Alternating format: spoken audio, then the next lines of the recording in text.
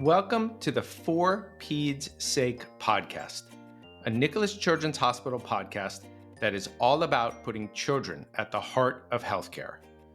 I'm your host, Dr. Chad Perling, a pediatric plastic surgeon here at Nicholas Children's and a father of 2 boys.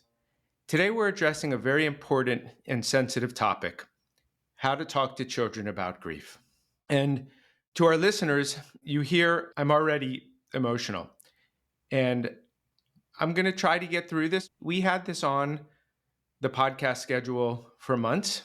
And just last month, the Adler family lost their beautiful daughter. Those of you in Miami may know the story who are listening. She was a beautiful teenager who was lost in an accident. Our family and my children and so many people in this community and beyond were so close with Ella and her family. And when Dr. Villani-Capo, who's our psychologist, and I talked about this podcast, whether we should do it or not, and whether I would be okay doing it, I decided to. I think it's so important. And having just gone through this with my family and my children, this pre-scheduled podcast on this important topic has become so much more meaningful and so much more personal. And I'd like to dedicate this moment to Ella and to her family. And to our listeners, if you hear my tears, they're real as I think about her. And I'm going to try to get through this with you, Dr. Capo, and we'll let it be what it is, because this is such an important topic and it's one that we have to talk about. There are tragedies and accidents every day in every community, and I think we need to talk about it. So thank you for being here for our listeners, and thank you for being here for me today as well. Thank you so much, Dr. Perling. I think you started off this podcast as something that I always recommend, very honest and transparent. This topic is one that is very hard, but I feel so passionate about educating our community and educating our caregivers on how to better address this with our children. It's hard. Grief is such a hard topic to handle for adults, and each of us handles it differently. Men handle it differently than women. Adults have a hard time with grief and talking about grief, and let alone for our children. Why is it important to talk to children about grief? And should we engage them in these conversations? I think it's absolutely crucial to talk to our children about grief because they experience grief too. And as caregivers and as parents, we like to have this vision that will protect them from every situation in life that might be hard. And when life is not as kind and presents us with a situation just like the situation you just experienced with your family, it shocks the system, right? And it's not only the adults that are experiencing this, it's the children too. And not addressing it and trying to protect our children by not addressing it or avoiding it or try to make them feel like nothing happened truly is not the best course of action. We need to address it. We need to teach them how to develop healthy coping mechanisms, and avoiding the subject altogether might cause long-term impacts in their emotional development. How do parents start this conversation with their kids? Obviously, there's the acuity of a moment of telling your children that something happened. But as we talk about grief and how they're managing grief and dealing with it, how do you have that conversation with your kids? My 15-year-old son was very close with that. Do I just one day say to him, hey, how are you doing? Are you thinking about her? What should parents do to help start that conversation? I think the key is first checking in with yourself. I think a lot of parents and caregivers put so much pressure on themselves not to cry, to keep it together, to be quote unquote strong. And in reality, those are not helpful things during this conversation. I think you have to check in with yourself that you're okay having this conversation and having the energy and the effort that it takes to let people go through grief. And I think that's the toughest part, right? We have to let our children go through the process of grief. As a parent, it goes against all your instincts. Every cell in your body is telling you not to do it. But the therapeutic thing is allowing them to have a safe space to go through grief, feeling supported, feeling understood, and feeling that anything that they feel is valid. There's so many emotions that come with grief. So I think the first step is checking in with yourself that you're okay having a conversation to start off with, that you're okay being able to answer, I do not know the answer to that.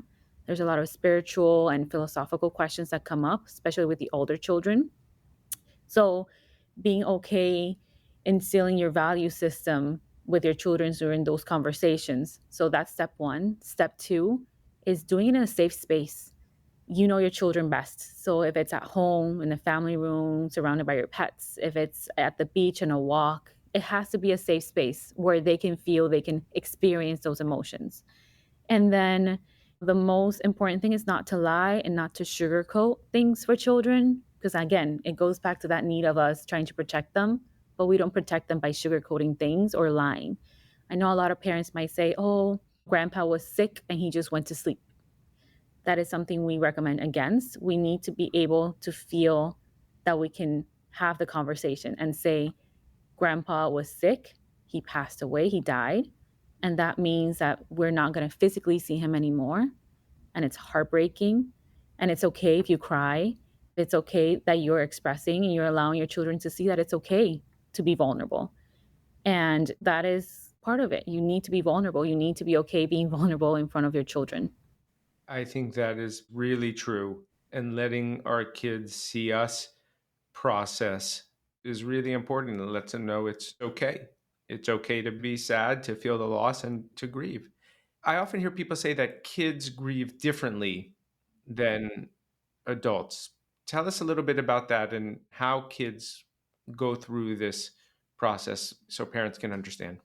So it depends on their age and their developmental stage. Age is very different. You can have a 5-year-old that is very aware of their surroundings and their emotional processes, but you can also have a 5-year-old, for example, in the autism spectrum or with cognitive delay. So it really depends on the child and their awareness. But children typically they go through the stages just like adults, but it goes faster, the stages. So in the example that I was utilizing about the grandfather passing away, you might tell a child that he might cry immediately, and 2 seconds later he might ask you to play with the dolls.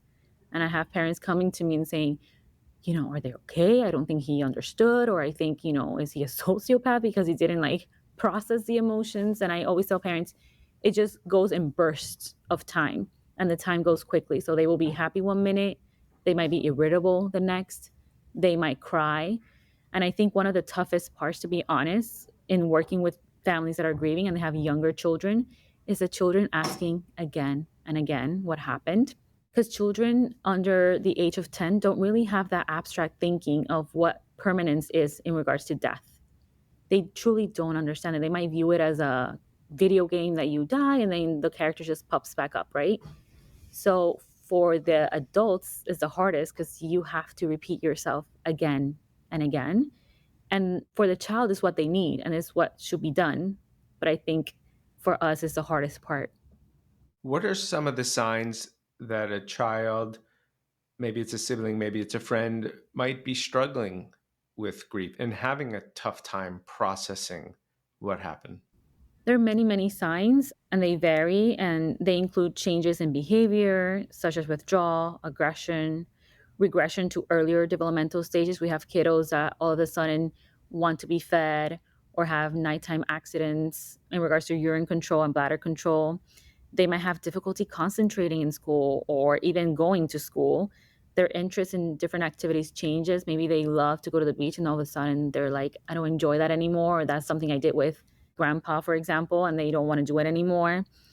And there's also physical symptoms, and we see it here at the hospital a lot. We start presenting with headache, stomach issues, vomiting, generalized pain. And again, that mind body connection is so important for us to be aware that sometimes we don't have the right words and our body speaks for us. And for children, we see that a lot. And so, if those things are physical things, I assume the pediatrician is the right person to start with. When should parents consider seeking support from a pediatric psychologist like yourself to get kids help? Do they wait till they see signs? You recommend early on after a loss? Tell us your thoughts there. There's different resources, to be honest, and I think it depends on the family and what they're comfortable with. I feel like if a family is comfortable experiencing all the gamut of emotions that come with grief, we always recommend families, they're going to have a hard time the first month, for example. that somebody passes away.